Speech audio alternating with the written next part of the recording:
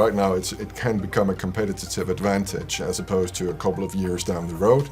It might be a disadvantage to you if you haven't made this investment. It enables you to be much closer to the end users of your product. You're giving the consumer a choice about buying a new product or refurbishing an existing product. It requires of you that you have the processes and the setup to actually accommodate for this.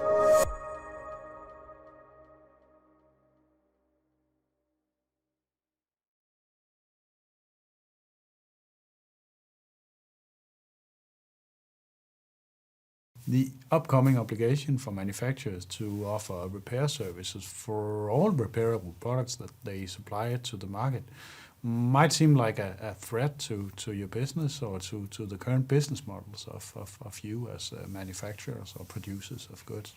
However, I guess we would argue that it's also an excellent opportunity for you to what can you say, improve or further your customer experience and to get closer to the end consumers of the products that you supply in the market. And of course, to do that, you need the processes and systems, platforms in place to support that process or that journey.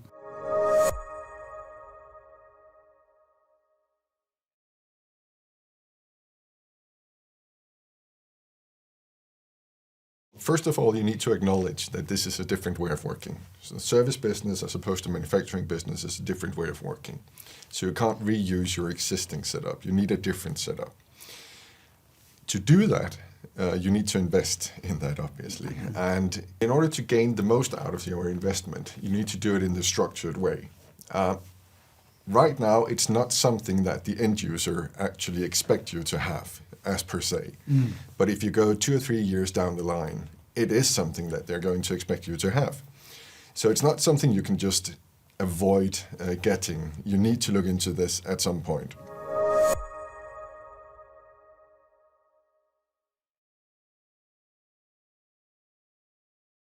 Just picture the kind of the enhanced customer experience that this will provide. As a customer, as an end user, I have all of these products. They have brands on them, and I know that I'm able to contact the actual manufacturer or supplier of this product and get a proposal for that. Or getting insights. Getting insights as to what is possible to do with this existing product, or what is my warranty status and stuff like that. Yeah.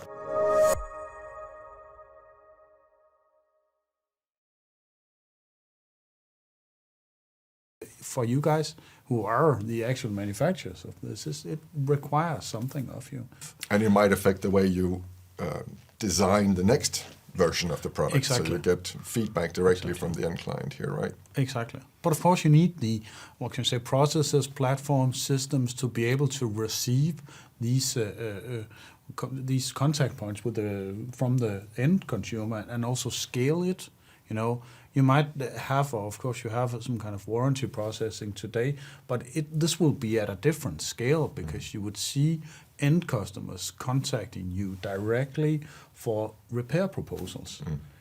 We believe that we have a paradigm shift coming up there for this. And I guess our message here is also that by starting to take a look at this now, you'll be ahead of the curve basically before legislation hits.